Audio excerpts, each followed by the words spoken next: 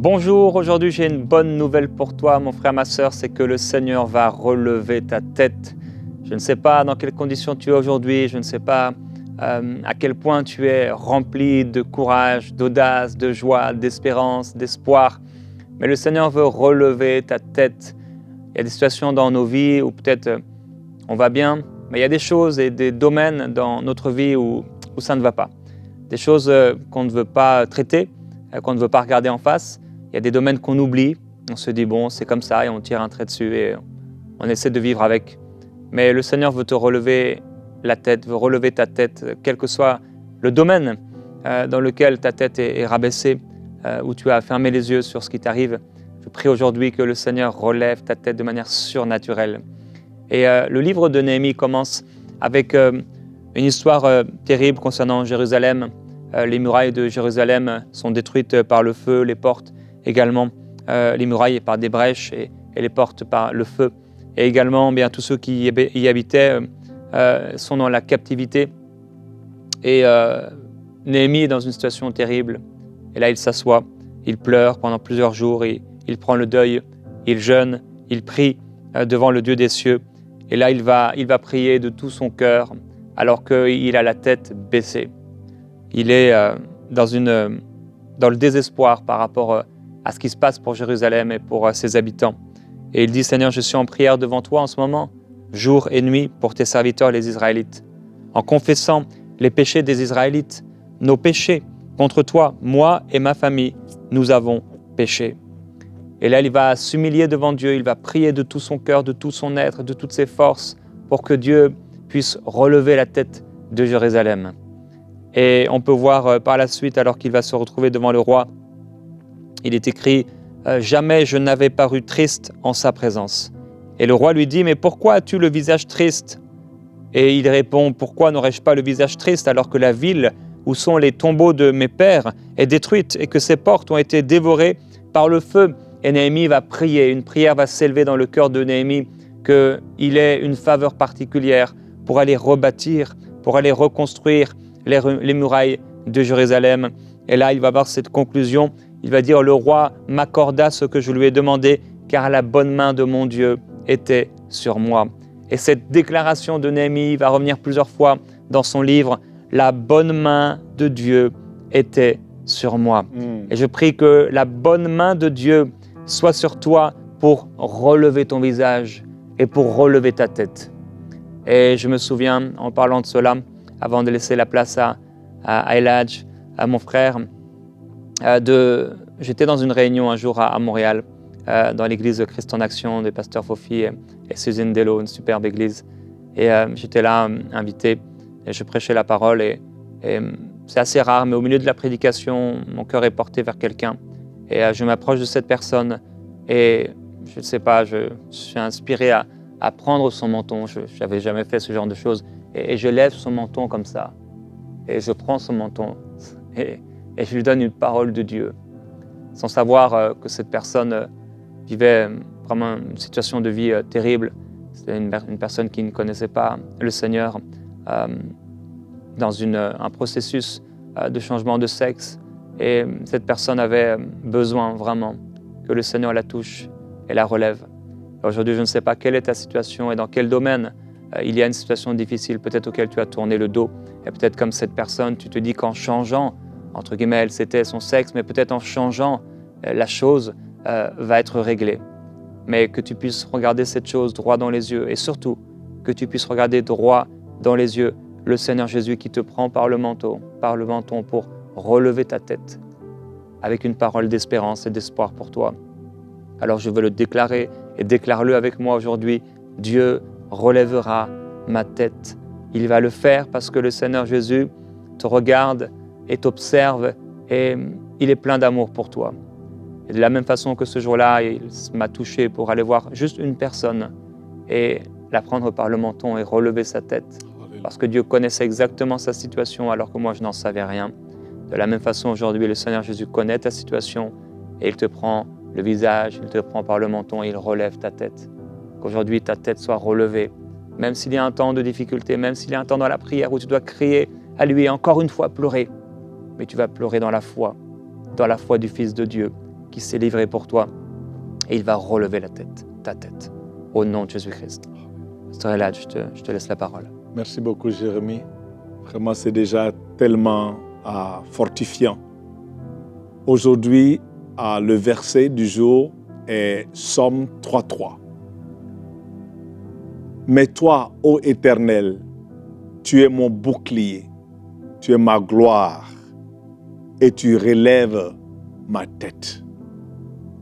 Ça, c'est la parole de David, le roi David. Il utilise un terme ici, bouclier, qui est un terme de combat, de guerre, de bataille. C'est un roi. Et il prie une prière comme ça. Vous voyez? À cause de la position de cet homme, roi David, on peut avoir l'impression que, il y a certaines choses que David ne doit pas avoir comme problème. Peut-être que c'est les citoyens normaux qui peuvent faire face à des problèmes où ils ont besoin d'avoir leur tête être relevée par l'Éternel. Mais le roi David, le grand combattant, le sage, celui qui a un cœur après Dieu, il prie cette prière. Tu es mon bouclier, tu es ma gloire et tu relèves ma tête. Il est assis sur le trône, mais il dit Dieu relève ma tête. Le contexte est très simple. Absalom, son fils, vient maintenant de prendre littéralement contrôle de Jérusalem. Et David doit fuir. Le mot Absalom veut dire la paix de mon père. Voici la paix de son père qui devient la misère de son père.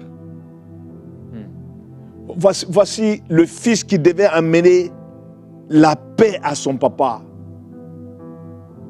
qui devient les mauvais rêves, on va dire en anglais, the nightmares de son père.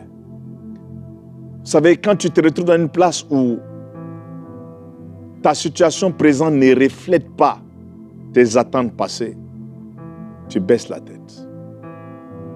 Moi aussi, j'ai baissé ma tête plusieurs fois. Le jour où, juste une semaine, a commencé l'église, en 2005, lorsqu'on nous donne la nouvelle que mon fils était malade d'une maladie incurable, qui s'appelle l'autisme, ma tête est tombée. J'étais un homme de foi, un homme de feu, qui aime le Seigneur, mais ma tête est tombée. C'est moi qui relevais la tête des autres personnes. Comme le roi David qui était la solution pour Israël.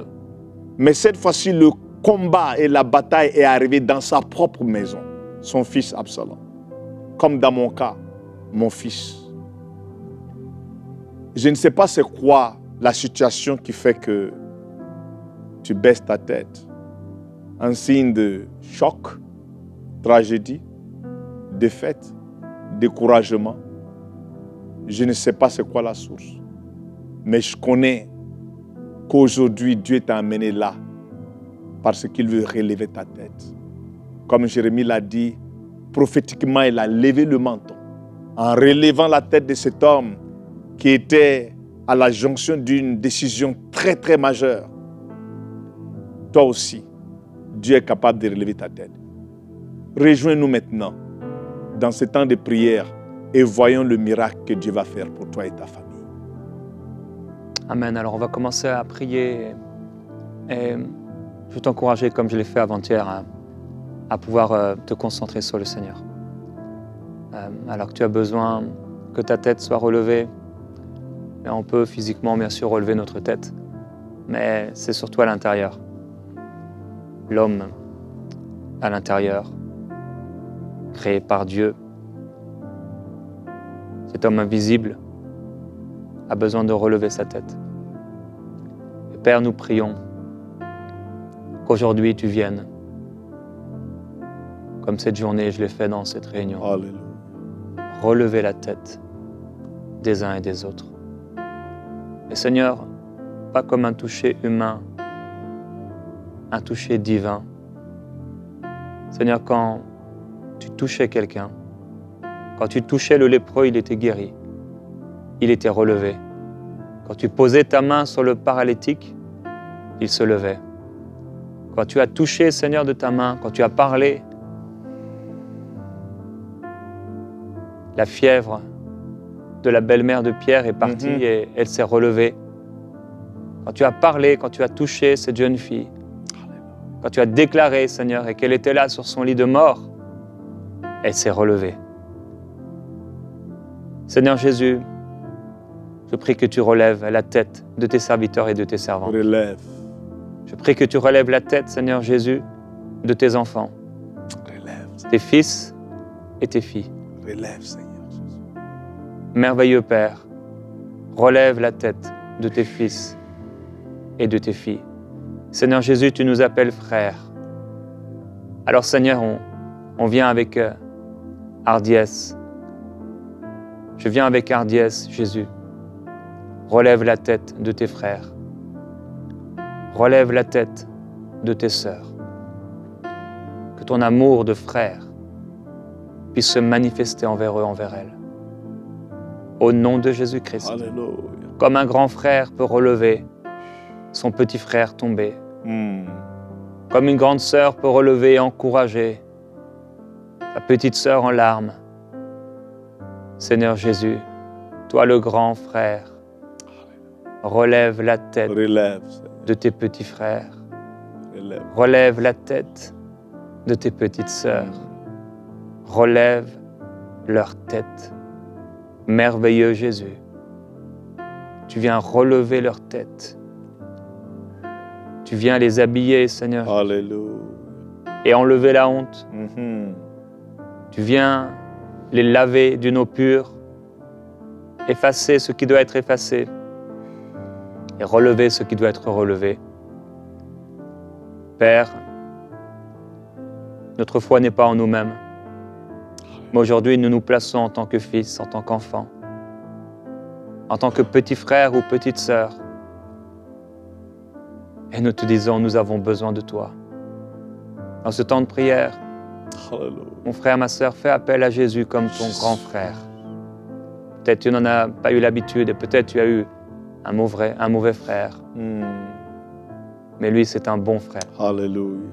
Et adresse-toi à lui maintenant comme ton grand frère.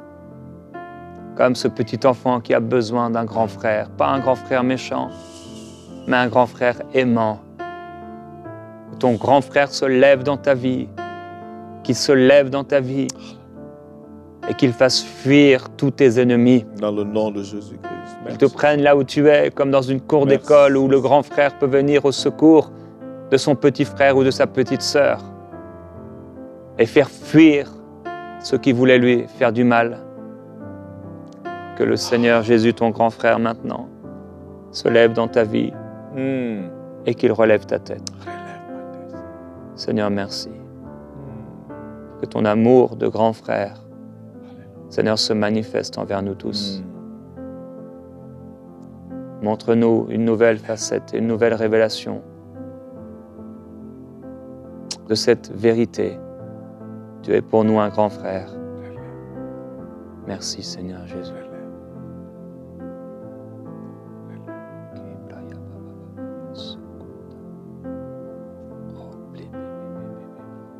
Relève ma tête.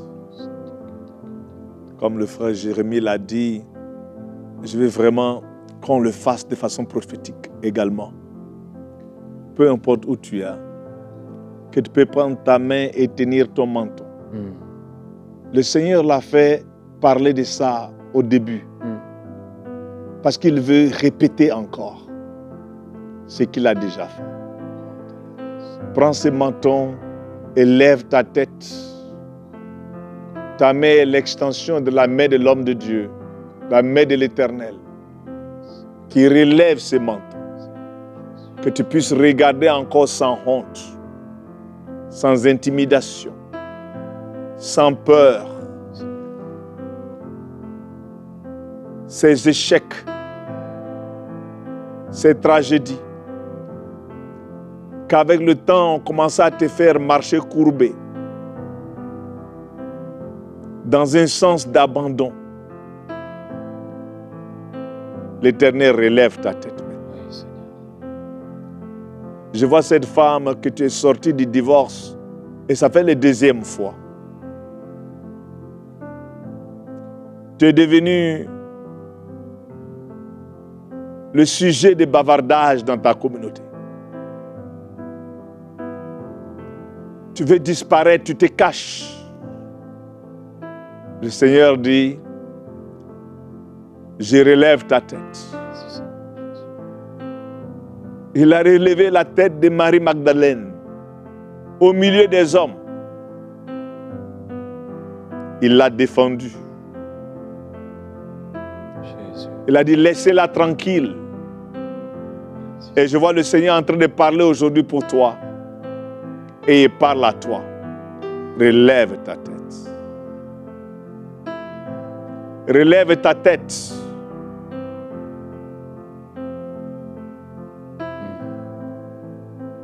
Relève ta tête. Toute cette honte, toutes ces paroles que tu as entendues, qui t'ont fait mal, qui t'ont blessé, le Seigneur te guérit de ces blessures.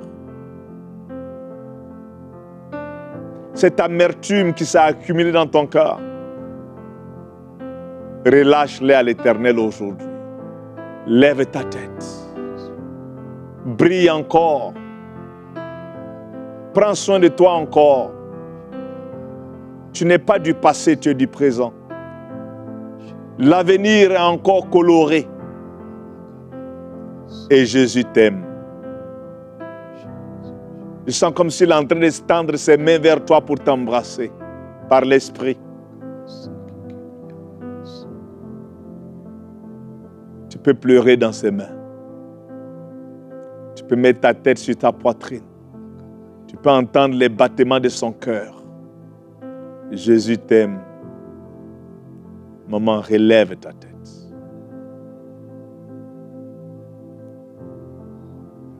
Et je vois cet homme. Tu étais si vaillant. Tu étais une référence dans ta communauté. Un bon bosseur. Un grand pourvoyeur pour sa famille. Mais les choses se sont passées l'une après l'autre avant que tu ne réalises. Même aujourd'hui, pour mettre de la nourriture sur la table, à manger, c'est difficile. La honte est rentrée dans ton cœur, même à l'égard de ta femme et de tes enfants. Et aujourd'hui, le Seigneur t'amène pour dire, laisse que je relève ta tête. Relève ta tête. Et je vois qu'à quelque part, tu te condamnes parce que tu as fait des erreurs qui t'ont amené à perdre tout ce que tu avais accumulé, à perdre ce boulot. Et tu te condamnes. Et aujourd'hui, le Seigneur veut que tu te relâches. Pardonne-toi. Et permets à l'Éternel de relever ta tête. C'est lui qui t'avait donné la force de produire ces fortunes. Il est capable encore une fois d'ouvrir des portes même plus grandes que celles du passé. Papa, relève ta tête. Relève ta tête. Retrouve ta joie. Ne reste pas dans le lit pendant tout ce temps. Permets à l'oppression et la dépression, c'est ça que je vois. Même sortir du lit devient difficile. Alors qu'avant, c'était un homme vaillant qui quittait très tôt pour faire les choses qu'il devait faire. Reçois la force, le courage de te relever encore. Le Seigneur relève ta tête et il va restaurer. Il va restaurer ce que tu as perdu. Il va restaurer ta dignité. Tu ne seras pas un sujet de moquerie et de rire. Relève ta tête.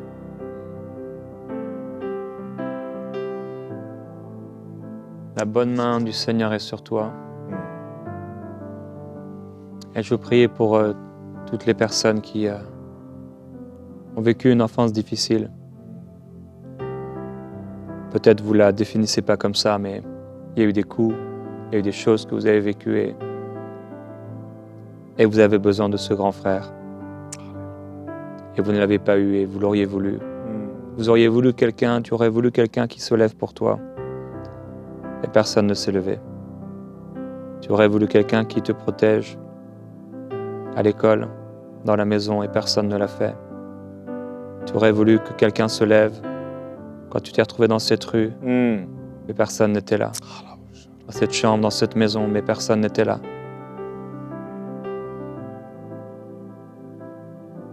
Mais Père, tu étais là et tu as vu. Et je prie, merveilleux Père, que la vérité s'installe dans son cœur. Et je te demande, merveilleux Jésus-Christ, toi qui es son grand frère, de venir guérir son cœur d'enfant.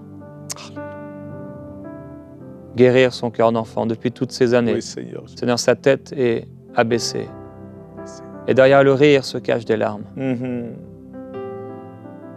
Derrière un paraître, derrière les habits, derrière une façon de parler, il y a de la souffrance. Je vois une femme, le poids dans ta vie est un vrai fardeau, ton poids. Et c'est la conséquence de tout ce que tu as pu vivre dans l'enfance. Et tu parles fort et tu es volubile, etc., mais ça cache de la souffrance et de la tristesse. Et je prie que ton grand frère aujourd'hui puisse guérir ton cœur. Alléluia. Que tes yeux ne soient pas sur l'extérieur, sur ton corps, mais que le Seigneur Jésus guérisse et mette le doigt exactement là où tu as été blessé, où tu as été brisé, alors que tu étais enfant. Père, je prie, merveilleux Jésus, toi le grand frère, Oui, Seigneur. viens relever cette personne. Relève, Seigneur. Viens relever cette personne. Seigneur Relève. Jésus. Viens faire tomber cette carapace.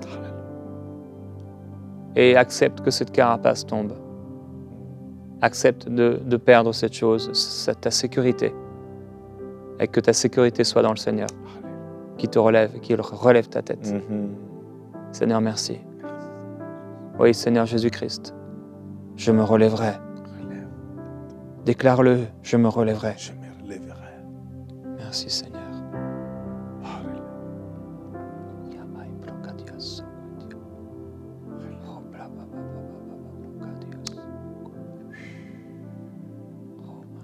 Je vois un homme de Dieu. Je dirais c'est un pasteur. Les choses étaient tellement difficiles ces derniers temps. Même ta réputation a été froissée à quelque part. Tu veux abandonner. C'est comme si la faveur de Dieu avait disparu. Mais aujourd'hui, à cause de ses miséricordes et de son amour pour toi, il a vu aussi tes pleurs et il te parle aujourd'hui. N'abandonne pas. Je viens aujourd'hui pour relever ta tête encore une fois. Merci, Seigneur Jésus. Je relèverai ta tête. Même les fausses accusations, je suis celui qui justifie. Et même les fautes que tu as faites, que tu as répandues, je pardonne et je restaure.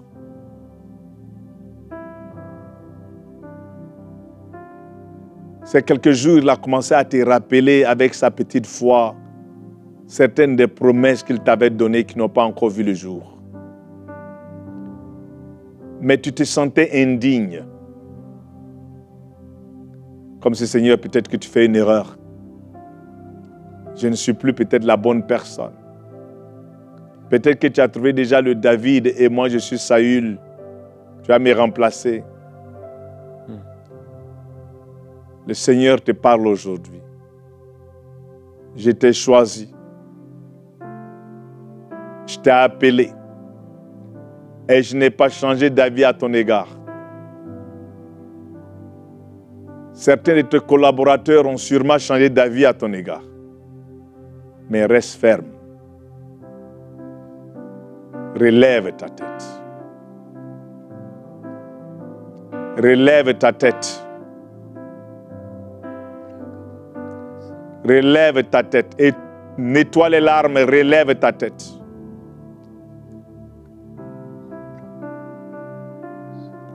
Relève ta tête, prêche comme tu l'as prêché avant, avec la passion et le zèle. Ce n'est plus une question qui est pour toi. Si je suis pour toi, qui peut être contre toi? N'abandonne pas. Reçois la consolation de l'Éternel et de l'Esprit Saint aujourd'hui. Alléluia. Merci Seigneur. Ouais, je viens confirmer cette parole pour un pasteur. J'ai l'impression qu'il y a eu une église et je ne sais pas exactement où tu es, mais il faut avancer, il faut continuer. Et si tu as vraiment tout abandonné, tu vas recommencer. Et le Seigneur sera avec toi. Et il y a aussi plusieurs personnes, vous avez eu des souffrances suite à des ruptures amoureuses. Et depuis, tu ne t'es pas relevé. Et je prie pour toi, particulièrement des jeunes filles. Père, je te demande s'il te plaît de guérir le cœur de ces personnes. Que ce soit ces jeunes filles que nous montrons en image, ou des garçons, des hommes ou des femmes.